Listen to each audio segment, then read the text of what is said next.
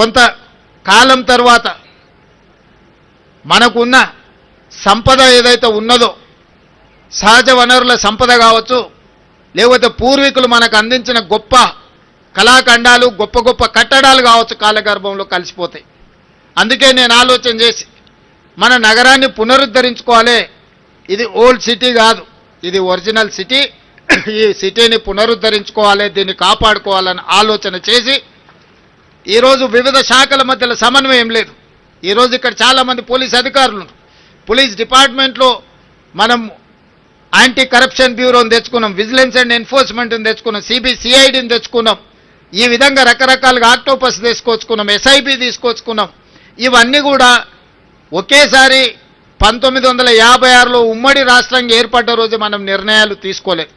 ఎట్లెట్లా మన అవసరాలు, మన పరిస్థితులు, ప్రజలకు ఏ విధంగా మనము పరిపాలనను అందుబాటులోకి తీసుకురావాలని ఆలోచన చేసినప్పుడు ప్రతి సందర్భంలో కొన్ని కొత్త శాఖలను మనం నిర్ణయం తీసుకుంటూ కొత్త శాఖలను ఏర్పాటు చేసుకుంటూ పరిపాలనను బలోపేతం చేసినాం. అందుకే ఈరోజు మున్సిపల్ శాఖ కావచ్చు, ఎలక్ట్రిసిటీ డిపార్ట్మెంట్ కావచ్చు, ఇరిగేషన్ డిపార్ట్మెంట్ కావచ్చు, పోలీస్ డిపార్ట్మెంట్ కావచ్చు, ఇట్లా చాలా శాఖల మధ్యలో సమన్వయ లోపం వల్ల సమస్య వచ్చినప్పుడు ఎవరి సమస్యను పరిష్కరించాలి, ఎవరి సమస్యను ముందుగాల వెళ్ళాలి అనే దాంట్లో కూడా కొంత ఇబ్బందులు ఏర్పడుతున్నాయి. వీటన్నిటిని నేను ముఖ్యమంత్రిగా పదవి చేపట్టిన తర్వాత మున్సిపల్ శాఖ నా దగ్గరనే ఉండడం, ఈ నగరం యొక్క అభివృద్ధి మీద ప్రత్యేకమైన దృష్టి పెట్టాలని ఆలోచన చేసినప్పుడు శాఖల మధ్య సమన్వయం ముఖ్యమంత్రిగా నేను చెప్పినా కూడా సరైన విధంగా మనం ఆశించిన మేరకు ఫలితాలు రాలేదు. అందుకే అధికారులతోని అదేవిధంగా అనుభవజ్ఞులతో నేను మాట్లాడినా దీనికి పరిష్కారం ఏంది అని. అదేవిధంగా బెంగళూరులో మన జరిగిన సమ్మర్లో 1600-1700 ఫీట్లు బోరేసిన తాగునీళ్ళు లేక గొప్పగా అభివృద్ధి చెందిన బెంగళూరు నగరాన్ని నుంచి పెద్ద పెద్ద సంస్థలు వలసలు పోయే పరిస్థితి వచ్చింది.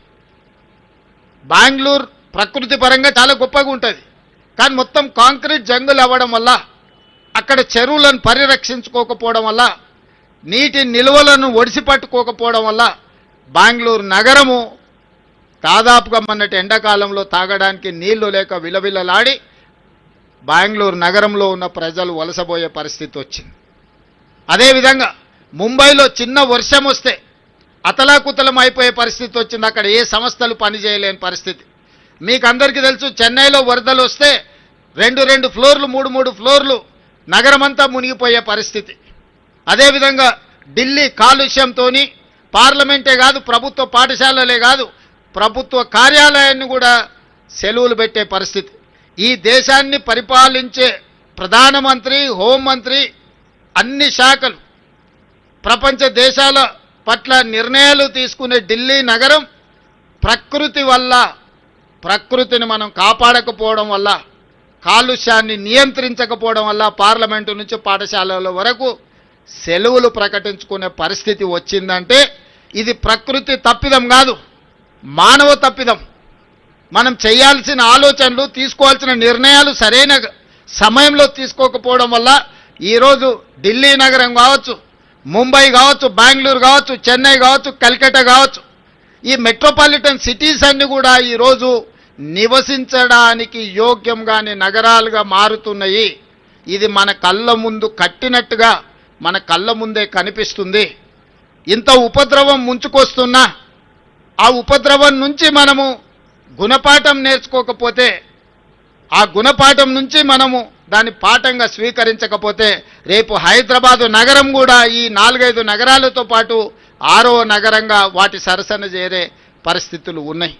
అందుకే రాష్ట్ర ప్రభుత్వం ఆలోచన చేసి ఎవరు ఏమనుకున్నా సరే, ఎవరు ఎలాంటి విమర్శలు చేసినా సరే నియంత్రించదలుచుకున్నాం, నిలువరించదలుచుకున్నాం, అవసరమైతే నిర్మూలించదలుచుకున్నాం ఆక్రమణదారులను. అందుకే ఈరోజు హైడ్రాన్ ఏర్పాటు చేసినాం. హైడ్రా అంటే కేవలం ఏదో పేదోళ్ళ ఇల్లు కూలగొట్టడానికి పెట్టినట్టుగా కొంతమంది చిత్రీకరిస్తున్నారు. నాకు ఆశ్చర్యం కలుగుతుంది. వాళ్ళ ఆలోచనలు, వాళ్ళ విధానం, వాళ్ళు ఏం చేయదలుచుకున్నారు. ప్రకృతి విధ్వంసం జరిగినా పర్వాలేదు, హైదరాబాదు నగరం కుప్పగూలినా పర్వాలేదు, ఈ నగరం కాలుష్య నగరంగా మారి ఇక్కడ ఉండే ప్రజలు వలసపోయి పారిపోయినా పర్వాలేదనే ఒక కుట్ర, కసి, కడుపు మంట వాళ్ళ మాటల్లో